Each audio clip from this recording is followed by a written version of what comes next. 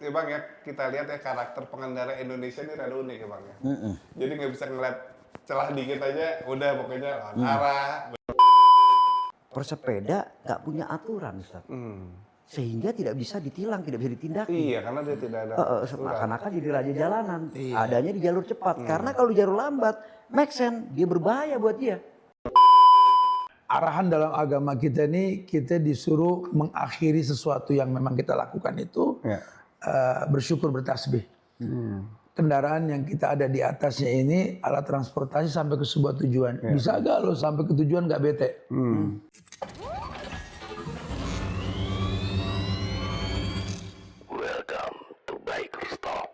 Assalamualaikum warahmatullahi wabarakatuh. Ketemu lagi tentunya bersama saya Ari Widodo di acara Bikers Talk. Bete omongin aja. Gimana kabar nih sobat Bikers dimanapun berada? Kayaknya kita ganti episode lagi, bintang tamunya spesial lagi. Tapi tetap saya nggak cuma sendiri, selalu didampingi dengan guru gue nih ya, yang spesial banget.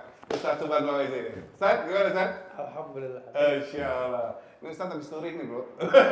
Kemarin kita terakhir ada acara di Malang langsung ngegas. Dan tentunya bintang tamu kita juga yang spesial. Beliau ini seorang senior ya bro. Jadi bukan apa ya, bukan anak muda lagi, tapi beliau justru yang memang pelopor safety keselamatan berkendara. Mungkin teman-teman juga udah nggak asing lagi ya. Siapa lagi kalau bukan Bang Joel. Bang Joel, gimana Bang Joel? Apa kabar Bang Joel? Alhamdulillah. Masya Allah.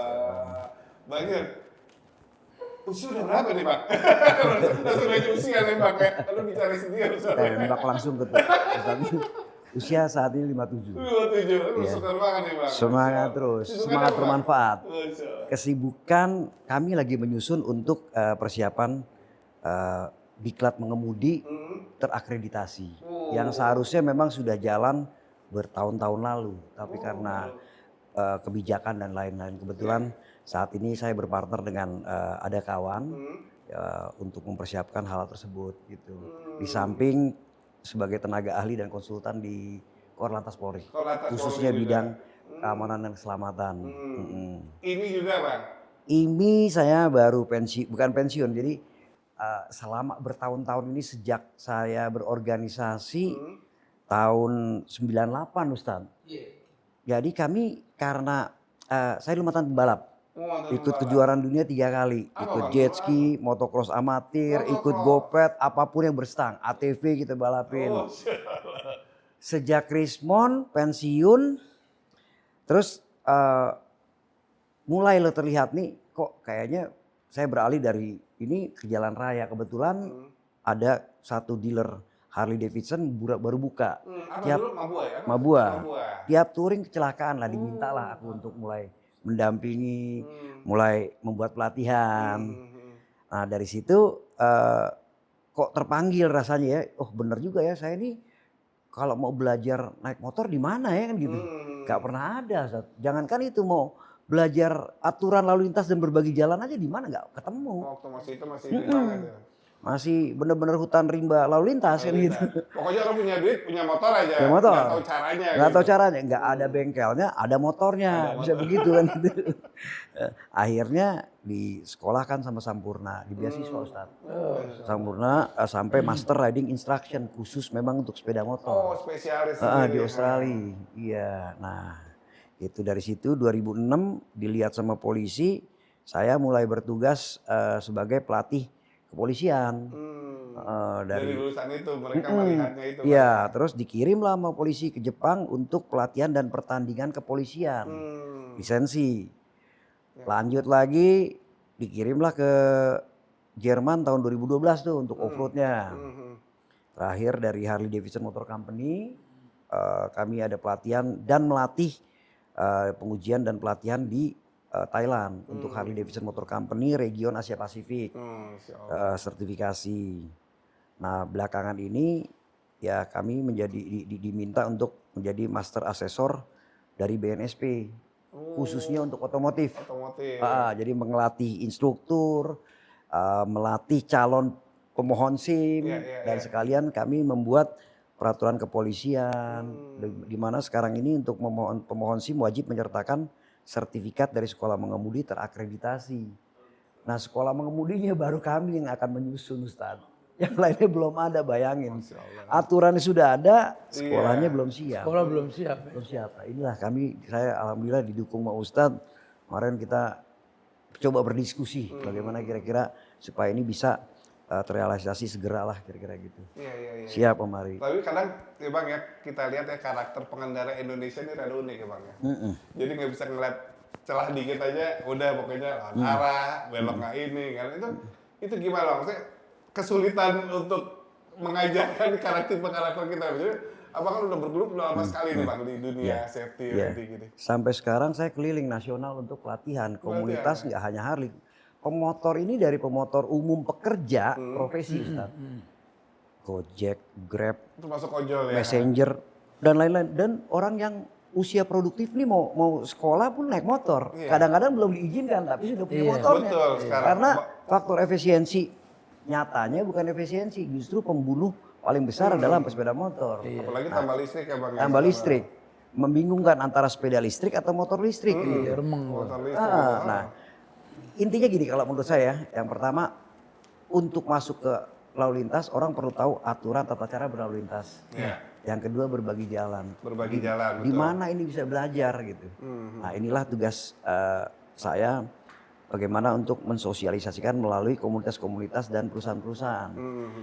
Yang selanjutnya dia paham mengenai resiko di jalan, bisa mengantisipasi resiko tersebut. Oh ini jalan ada kendaraan berhenti, tiba-tiba ngurangi kecepatan, mau dia di kanan mau dia di kiri, seharusnya saya ngurangi kecepatan. Ini kan nggak ada yang ngegas ya, kira-kira gitu. Nah, termasuk dalam titik buta. Nah, selanjutnya setelah itu kalau ini lulus, boleh dia ke sekolah mengemudi untuk dikenalkan sepeda motor. Belum belajar naik motor ya, kenalin dulu peralatan vitalnya apa. Dari situ baru diajarkan teknik menjalankan sepeda motor, menghentikan. Sebelum menjalankan, perlengkapan keselamatan berkendaranya. Baru terakhir manajemen perjalanan. Jadi memang urutan-urutannya sudah kami susun gitu.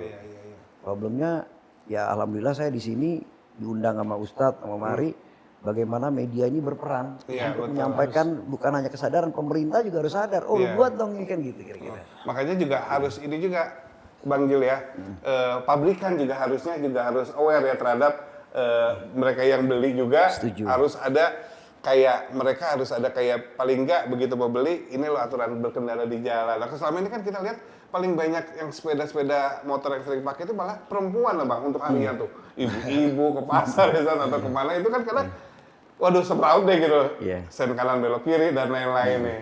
Nah jadi mudah-mudahan harapannya ada kolaborasi juga selain dari Bang Jul sebagai pelaku safety riding juga dari pihak ATPM ataupun si pembuat motor itu. Apalagi rules motor listrik lebih berbahaya, apalagi nggak kedengeran ya Bang tiba-tiba wus kayak begitu. Masya Allah. Sat, gimana Sat? Kemarin touring jauh nih, kemarin Sat sempat ada masukan juga dari beliau nih. Tips-tips berkendara itu kepake nggak Mas di jalan tuh selama perjalanan itu? Apa aja sih bro, kuncinya berilmu sebelum beramal. Siap. Tadi unik ya di kita nih banyak yang bisa tapi nggak ada sekolah.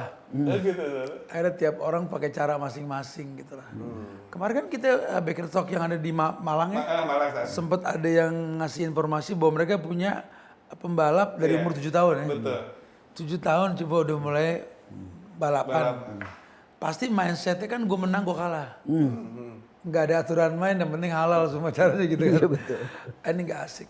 Sebenarnya berkendaraan tuh tadi bahasa berbagi di jalan tuh dewasa loh. Karena kan sama-sama pengguna jalan. Satu jalan dibagi sekian ratus kendaraan gitu kan. Itu butuh kedewasaan. Nggak bisa kalau nggak pakai ilmu bro. Nah nanti kalau buat pemerintah sih kita kasih masukan. Supaya orang makin cinta dengan ini negeri. Karena banyak ayat-ayat yang tersirat berbentuk panorama yang indah. Infrastruktur. Tolong infrastruktur. Gimana kita mau bertasbih ngeliat pemandangan indah kalau mata kita ke aspal. Aspal mulu. Kapan ngeliat pemandangan kita gitu kan.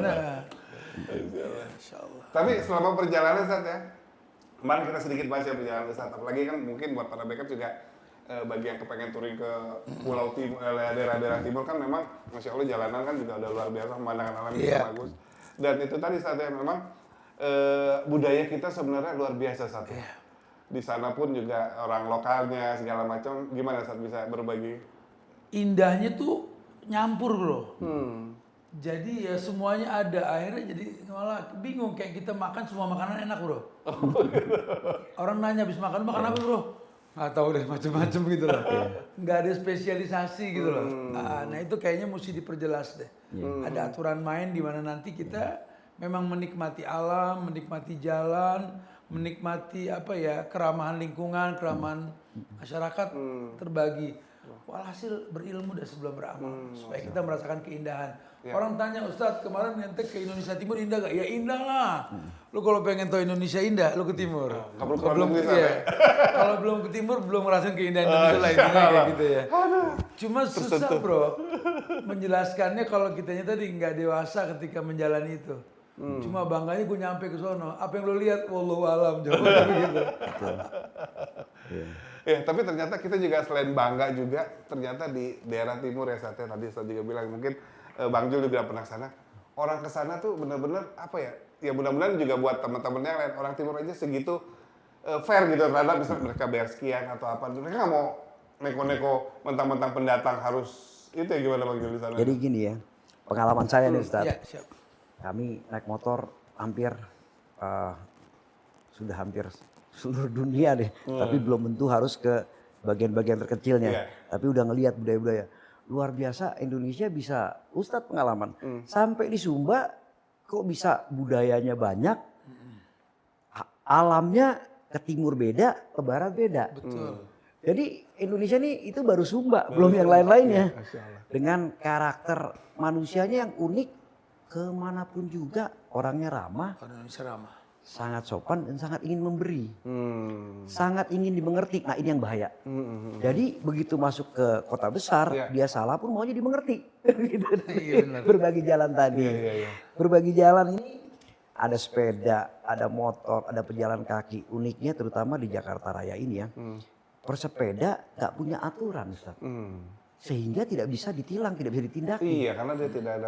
Seakan-akan jadi raja jalanan. Adanya di jalur cepat. Karena kalau di jalur lambat, make sense, dia berbahaya buat dia. Apalagi namanya road bike. Road bike, ada balap. Dia harus ada speednya dan ritmenya. Gitu.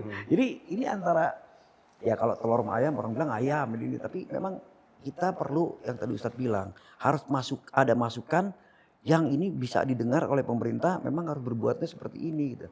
Contoh yang kedua, luar biasa Ustaz. Orang luar negeri itu pengen banget ke Indonesia.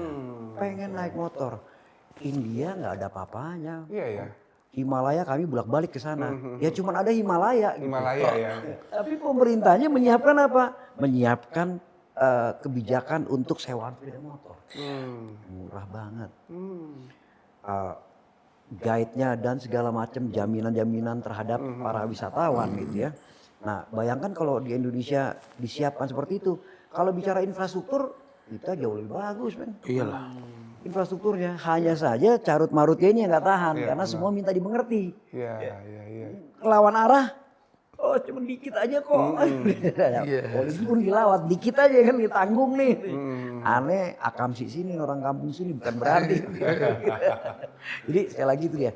Tadi saya mohon maaf agak keputus mengenai IMI. IMI itu nggak harus jadi anggota, nggak harus jadi pengurus. Memang wajib menjadi anggota, tapi kalau kita ada pelaku otomotif, kita adalah IMI sebetulnya. Udah otomatis harus. Otomatis. Kita bukan fans club, lain dengan bola. Jadi harus berbuat untuk apa? Untuk otomotif Indonesia mendunia. Jadi walaupun saya nggak pengurus, tapi hati kita nih, Ustaz, kami adalah di IMI. Bagaimana mendukung supaya IMI ini bisa menyampaikan ke pemerintah nih, membuat kebijakan-kebijakan, membuat aturan-aturan. Lagi in banget saya menggerakkan untuk melakukan kompetensi terhadap pelaku wisata otomotif, Ustaz. Wisata Otomotif. Dari mulai mungkin sewaannya, produk iya. lokalnya, beli pakai bangga, ditambah lagi sebagai officer-officernya. Saya berharap supaya banyak guide-guide-nya, jadi orang asing datang ke sini, ada guide-guide yang berkompeten, gitu. Iya. Ini image teman-teman motor besar nih. Ini kita harus juga memberikan edukasi juga kepada teman-teman semua yang ada di sini, para biker semua, bahwa ya nggak gitulah kita harus bijak juga, harus melihat semua tuh pada porsinya. Kadang selama ini ada kesalahan sedikit, wah motor besar arogan, motor besar ini, motor ini, waduh kayaknya nggak adil gitu loh. Karena dalam berkendara ini kan yang pengguna jalan nggak cuma motor besar aja. Ya. Ada motor kecil, ada laki-laki, ada perempuan, ada ibu, semuanya golongan bisa melaksanakan. Ya. Nah gimana Bang, untuk kita bisa mengedukasi nih teman-teman bikers bahwasanya terutama juga bahwa ya motor besar juga memang istilahnya juga mereka juga sebenarnya sering melakukan kegiatan safety riding dan lain-lain. Mungkin ada beberapa oknum mungkin ya Bang ya. Gimana dari tanggapan Abang? Izin. Ustadz izin yang Jadi gini, yang pertama, populasi motor besar tentunya jauh lebih sedikit daripada motor biasa. Iya. Kalau bicara wawasan, semua pasti punya wawasan, punya edukasi. Ya. Tapi begitu motor besar, karena motornya lebih berat, sensitivitas dari tenaganya lebih sensitif, buka gas dikit dia mencolot-mencolot, sehingga membuat orang-orang tersebut sadar bahwa saya perlu selamat. Sehingga kalau dia sadar dia perlu selamat, dia punya paradigma gue perlu selamat nih. Belajarlah mereka. Nah, belajar tentunya lebih banyak yang ingin belajar di komunitas motor besar. Mereka melakukan progressively itu setahun 2 kali, terutama ada orang baru. Hanya saja kan nggak bisa 100% semuanya nih. Banyak orang baru yang belum sempat latihan sehingga dianggap menjadi oknum. Satu. Yang kedua, tadi begitu dia belajar kami melatih dasar dulu. 2 dulu, setuju nggak? Paling tinggi aturan lalu lintas, dan dia nggak ngerti, dia nggak bisa diajarkan berbagi jalan, karena berbagi jalan itu sesuatu yang tidak diatur oleh aturan, tapi kita wajib berbagi jalan. Oh iya, dewasa di jalan. Dewasa di jalan. Marka jalan kita antara nih, kalau BT omonginnya gini, BT nih bos. Oh betul, omongin aja Bang. Ngomongin aja. Emang tempatnya di sini. Tempatnya di sini Bang. Perhubungan sama kepolisian nggak sinkron. Bos. Nah, ayo. Jadi ada marka jalan tidak terputus, tapi ada belokan. Nah. Dari jalur tengah dia bisa tiba-tiba ke kiri motong jalan, dia pakai sen, nggak salah, nggak bisa dihukum, orang dia bener, tapi dia tiba-tiba mengakibatkan kecelakaan karena hukumnya kalau nabrak kasih salah, lah padahal ini salah, tapi nggak melanggar, kan gitu kira-kira. Artinya dia tidak berbagi jalan. Gitu. Terus marka jalannya, rambu lalu lintasnya dan lain-lain. Jadi aturannya dipahami, yang kedua berbagi jalan. Kebetulan di motor besar kalau lu nggak paham ini, kita nggak lanjutin kenalin lo. Karena kalau lu kenal motor ini, lu berbahaya, bisa membunuh orang nih. Gitu kira-kira. Jadi dasarnya itu. Yang kedua, saya selalu bilang, kita juga tidak ingin naik motor besar itu menjadi artis. Artis itu baik sama aja. Kita sosialnya luar biasa bos. Tiap touring pasti sosialnya setiap kota yang kita ini kan. Tapi kan nggak perlu disiarkan. Apalagi sekarang ini dunia medsos digital. Opini diciptakan melalui hal-hal yang belum tentu kita tahu aslinya. Dengan videonya dipotong-potong dan lain-lain. Yang paling gampangnya gini aja deh. Kita tahu kalau saya membawa sesuatu yang berbahaya, terutama dengan keluarga kita, bawa anak kecil, kita jalannya hati-hati dong. Kita di pinggir. Bukannya kita minta orang lain-lain yang lebih hati-hati kan gitu. Kasih jalan dong gue bawa anak nih. Kira-kira betul gak? Jadi ada beberapa video. Memang bapak itu kebetulan bawa anak ada di sebelah kiri jalan. Tapi bukan berarti di pinggir jalan. Masuklah narasi motor besar lewat, ngambil jalan seakan-akan motong, dibuat opini kan gitu. Ada lagi unik lagi, kita motornya udah pasti berbeda dengan cc-nya, karakternya berbeda. Saya kebetulan juga tiap hari naik motor, nggak harus naik motor besar. Motor itu buat saya transport, tergantung memanfaatkannya aja penggunaannya gitu ya. Jadi kalau memang nggak mampu, ya kita jangan ngubur-ngubur motor yang cc-nya lebih besar, yang udah pasti secara logika gak memungkinkan. Karena nanti kalau pas dia tikungan, motor ini lebih stabil loh yang besar. Yang ini kurang stabil. Nah jadi begitu ada kecelakaan atau ini terjadi insiden, ceritanya lain. Nah balik lagi, pada saat pelatihan gak semua orang itu sempat terlatih. Akhirnya menjadi oknum. Nah bukan berarti oknum itu diratakan semua motor besar seperti itu. Apapun yang terjadi di motor besar bisa terjadi di motor biasa loh. Benar. Kecelakaan. Karena banyak juga motor kecil yang kecelakaan juga ya, nggak di-up aja gitu ya. Sekarang clear bahwa strobo sirine anak motor sudah besar udah dihilangkan. Tapi ternyata Masih ada. yang masih ada yang dari motor-motor lain gitu. Harley-nya udah enggak, hal seperti itu. Nah, artinya apa? Tidak ada yang namanya peraturan ditegakkan, bisa tegak karena apa? Ada unsur hukum. Polisinya di mana sih, Bas? Iya, polisi kemana, Bang? Polisinya jadi namanya polisi lalu lintas harusnya di jalan raya. Iya. Bukan berada di pos STNK atau SIM. Oh, cuma jadi kantor aja ngadem gitu ya. Dibilang kurang. Enggak, karena polisinya banyak. Cuman Iya, coba kalau lihat tengah hari bolong, jarang ada. polisi. Hujan, jarang polisi. Banyak polisi cepet ya, Sat? Nah itu cepet. Polemik sih, cepet itu antara kita bersosial, tapi akhirnya ngatur jalannya jadi ngaco kan gitu. Iya. bukan Kalau bidangnya. betul, kalau mau ya diedukasi sekalian. Jadi bantuan polisi diapakan, tapi diedukasi. Gitu. Nah, Sat, gimana Sat tanggapan tentang yang tadi Sat tentang berkendara di jalan tuh apa yang harus kita jaga nih Sat agar image kita sebagai biker sih agar lebih dilihat orang tuh nggak yang semrawut, ugal-ugalan gitu Sat. Iya, arti biker itu sendiri kan orang yang di atas kendaraan. Iya. Ya, tadi setuju banget Bang Joel bilang bahwa memang motor ini kita pakai cuma sebagai alat transportasi sampai ke sebuah tujuan, gitu lah ya. Jadi kalau mau dipadukan dengan kegiatan teman-teman moge yang juga bikers, gitu ya, jujur mereka adalah orang-orang mobile yang mengisi waktu luang menyalurkan hobi di atas kendaraan, sehingga terkesan social biker ya, nggak daily lah mereka menggunakan kendaraan. Tapi bukan berarti mereka nggak tahu aturan main. Allahu alam kalau nanti ada orang-orang yang mungkin tadi nggak tahu kalau kendaraan itu ya alat transportasi. Khawatirnya cuma merubah image kendaraan sebagai lifestyle. Betul. Pokoknya identik kalau yang namanya moge ya gue jadi gede aja di atas kendaraan tersebut gitu ya. Gue jadi gimana? Emang bro jujur bro, kita naik semua kendaraan bro. Itu efeknya ada ke batin kita bro. Kita naik Vespa, inget zaman dulu udah boncengin sama kongkong gitu kayaknya. Naik motor klasik kayak pengen belah pinggir rambut gue nih. Kalau udah naik moge gue kayak nambah tinggi badan gue, udah segitu aja gitu loh. Itu pasti bro. Aduh kalau lu nanya gue dikaitkan sama agama, ya jelas lah. Ada aturan main dalam berkendaraan di mana Rasul juga ajarkan saat kita berkendaraan baca doa ini, beli kendaraan bacanya begini, begitu dan gitu lah ya. Bahkan ketika kita berkendaraan dalam agama kita kan Islam ini mengajarkan kalau menanjak kita bertakbir, turun kita bertasbih. Intinya kita disuruh menjadi ulil albab. Lu lihat kiri kanan pemandangan bro. Endingnya Rabbana ma khalaqta hadza batilan.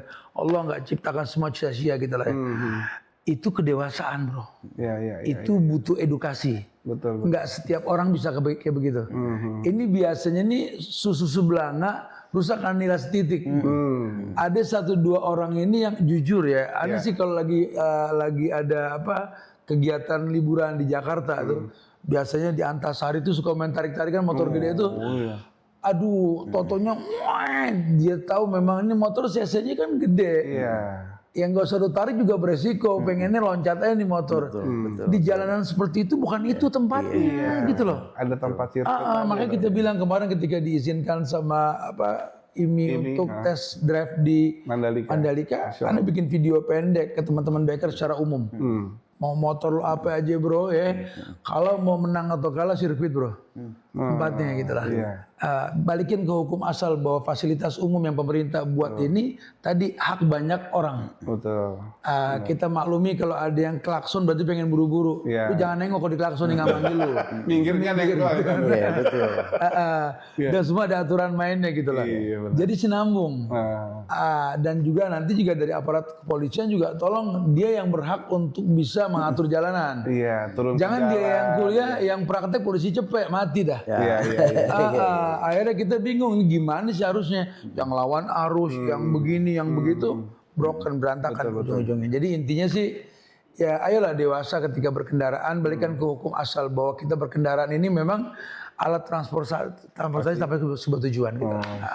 Kan jadi benar-benar ternyata nggak cuma diri sendiri, semua semua pihak yang berkontribusi di jalan dari kitanya pengendara, ternyata pemerintah juga harus terjun langsung buat aturan, tapi juga harus ada di situ gitu kan, jangan sampai ada oknum-oknum lain yang memanfaatkan entah polisi cepet dan lain-lain yang hanya mengambil uang tanpa mengerti aturan di jalan. Ustadz sendiri juga kita juga dengan teman-teman Muslim Biker juga kita kadang kayak bencana kemarin kan kita juga langsung touring ke Aceh kemana. Di Biker nggak banyak prosedur. Iya, nggak banyak prosedur. langsung Makanya aksi. kita langsung. Action. Jadi kayak kemarin kejadian bencana alam di Sumatera itu, ya silakan lihat aja langsung Iya, gitu loh. benar. Di mana ketika pemerintah belum turun, kita sudah nyampe duluan dan nggak ada foto-foto buat kita. Iya.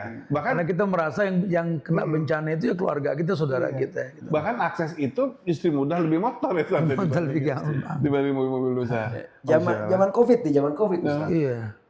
Wah, kita dikunci semua, nggak boleh kemana-mana. Tapi kita di klub motor kok yang pertama, udah lama nih nggak naik motor nih. Nah, akhirnya kita naik motor. Walaupun agak-agak sensitif ya, tapi kita berangkat. Begitu sampai tujuan, Ustaz, Masya Allah. Itu mereka masyarakat menerima, waduh Bapak senang bisa kita sepi. Karena ada pendapatan. Hotel-hotel kita datangin, waduh. Nah, itu yang tidak pernah terlihat gitu. Ini ada lagi yang di BT perlu ditanyakan ke Ustadz. Ustadz, aku mau nanya nih Ustadz. Siap, Bang, siap. Boleh nggak sih kita nih sebagai Muslim biker agak-agak bergaya funky gitu? Karena pakaiannya kan terlihatnya tidak, orang bilang mencerminkan itu tadi. Sebetulnya bukan hanya lifestyle ya, tapi fungsional. Iya, kebutuhan. Pertanyaannya itu tadi itu. Apalagi biker ini sangat kental dengan tengkorak. Skal ini funky memang gitu ya. Ada filsafat di belakang itu. Ternyata kalau tengkorak itu kita tidak mengenal jabatan. Dan lu kalau meninggal atau mati, akhirnya jadi tengkorak. Marilah kita sama-sama sederajat. Kira-kira dasarnya seperti itu. Membuat kita jadi kompak tuh. Tapi dalam ini bagaimana? Sebenarnya sih gini Bang Jo, tinggal disepakati aja nih. Sebenarnya tengkorak ini misinya apa sih? Gitu. Isi ingat mati atau apa Karena gitu? kalau dikembaliin ke orang, identik yang namanya tengkorak dengan kejahatan. Jujur loh ya. Iya. Namanya kapal laut aja pasti bajak laut pada tengkorak. Lompat ya Ustadz. Atau identik dengan hal-hal yang berbau dengan klinik lah gitu. Karena kan satanik gitu ya. Iya. Tapi kalau tadi bahasanya bahwa kita lihat tengkorak ingat mati, ajib nih. Mana baru sampai nih bahasan kayak gitu. Kayaknya mesti disamain nih. Paham. Lagi-lagi itu kan memang kalau penampilan sih memang kebutuhan ya. Jujur Bang Jo, Ane juga ngajar dari tahun 2000 ya. Ini 18 tahun nyaris Ane kena hujat di dunia dakwah ini bahwa cuma Ustadz Subhan yang ngajar pakai blue jeans. Padahal mereka nggak tahu. Ana bukan pengen niru orang barat pakai jeans naik moge. Karena sampai saat ini yang bisa nahan panasnya blok mesin motor Ana cuma jeans gitu loh. Ana nggak bisa menjelaskan ke mereka bahwa berapa kali bahan Ana mesti kebakar karena panasnya mesin. Lumer. Gitu ya. Jadi sebenarnya sih kalau memang yang kita pakai memang yang dibutuhkan. Toh dalam agama kita tuh bukan jenis bahan sih. Tapi cara berpakaiannya.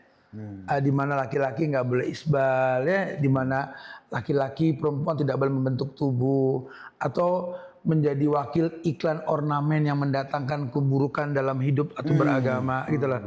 Itulah fungsinya kita bikin MBI bukan klub. Cuma wadahnya para biker supaya teman-teman biker secara umum, ayo bro, biker itu bro ulil albab bro, biker itu dekat dengan sorga bro, biker itu lu patuh di jalan aja, atiullah wa atiur rasul ulil amri minkum, lu taat sama Allah, taat sama Rasul, taat sama pemerintah, lampu merah lu berhenti, kuning lu hati-hati, hijau lu jalan, itu pahala. Ditambah lagi kalau lu safety riding bukan karena takut sama polisi, lu takut sama polisi lu syirik. Takut sama Allah, ini pala lu mahal bro. Kenapa lu nggak pakai yang SNI? Gitu loh. Ini kan badan lu juga kan mahal. Lu tahu kalau baret betadine berapa harganya gitu kan?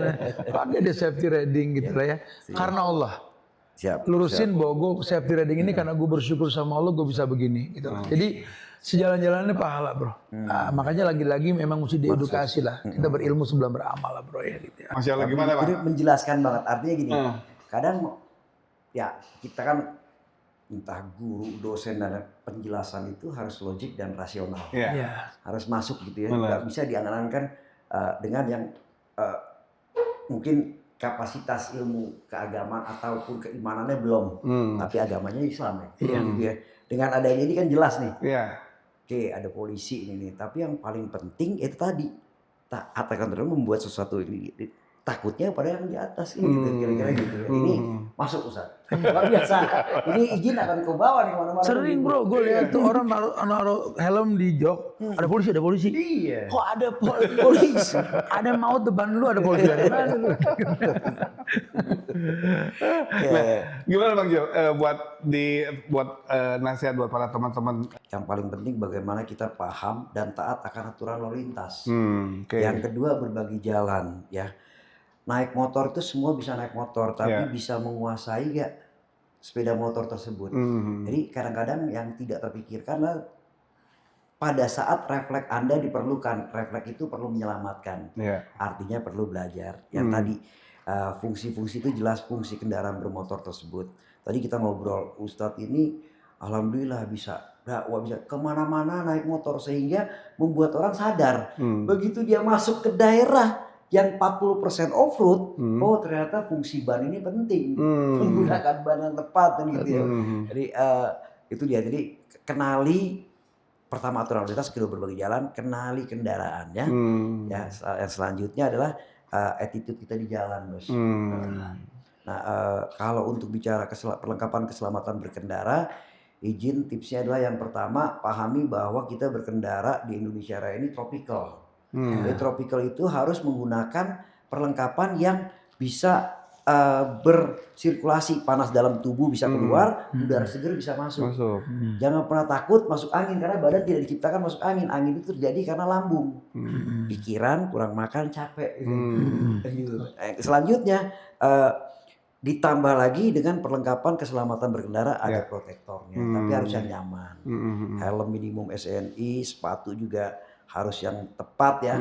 Bedanya antara sepatu sport dengan sepatu riding adalah nomor satu telapaknya. Sama sekarang orang udah paham tuh, oh pakai sepeda mau main pedal tidak boleh pakai sepatu running. Karena running membal. Nah bayangin naik motor kalau dia tapaknya lembut, dia tapaknya miring, ini beresiko salah kesleo dan lain-lain. Belum lagi nanti kalau pada saat ujung menjalik sampai kecelakaan akan beresiko lebih besar daripada ini. Selanjutnya yang paling penting adalah kalau di Indonesia, bukan di seluruh dunia ini, mata ini perlu dilindungi. Jadi helm itu tadi bukan helm cetok atau helm yang nggak ada mata, karena mata itu mencegah kecelakaan. Helm mencegah kefatalitasan akibat kecelakaan. Karena kalau mata tidak diproteksi, mengedip sebentar aja bisa terjadi kecelakaan. Kira-kira gitu. Masya Allah, luar biasa. Itu aja. Gimana Sat? Tanggapan hari ini Sat? Mantap ya.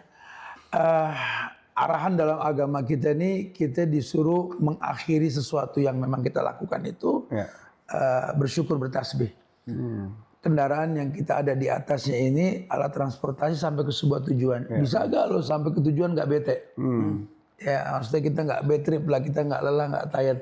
Ya tentu sepanjang perjalanan kita menjadi ulil albab bro. Ya kita nggak takut sama polisi, kita nggak takut sama makhluk, kita takut sama Allah. Sehingga dilalah kalau kita di kendaraan, kita berdiri, duduk, berbaring, kita ingat Allah. Endingnya itu pasti, duhai Tuhan kami tidak kau ciptakan semua sia-sia. Betul ya. Ini motor membuat gue cepat nyampe. Ini motor membuat gue simpel. Ini motor pun membuat gue dapat pahala dengan aturan main pemerintah yang ada. Jadi hidupnya asik. Kalau biker bisa kayak gitu, awet muda bro. Betul. Sampai lupa umur gue berapa sekarang ya. Tanya itu. Ini nggak tahu kita gede di zaman siaran niaga dulu. Iya betul. Tapi kan kalau di biker kan ada namanya senior biker saat. Iya. Beliau juga ada Masya Allah luar biasa kan. Makin banyak ilmu apalagi biker. Yang paham biker cuma biker. Oke, terima kasih luar biasa atas waktunya Bang Jul. Terima kasih. Masya Allah luar biasa nih. Kita selalu diberi nasihat sama beliau, dan ada Bang Jul juga di sini sebagai senior kita juga yang Masya Allah bisa memberikan edukasi sedikit walaupun sedikit, tapi sangat manfaat buat kita semua. Mudah-mudahan apa yang beliau sampaikan dan juga saya sampaikan bisa bermanfaat buat teman-teman, dan kita berkendara bisa saling menjaga, saling dewasa sehingga bisa nyaman buat semua. Demikian Bikers Talk hari ini. Saya Ari Widodo undur diri. Terima kasih. Wassalamualaikum warahmatullahi wabarakatuh. Waalaikumsalam warahmatullahi wabarakatuh.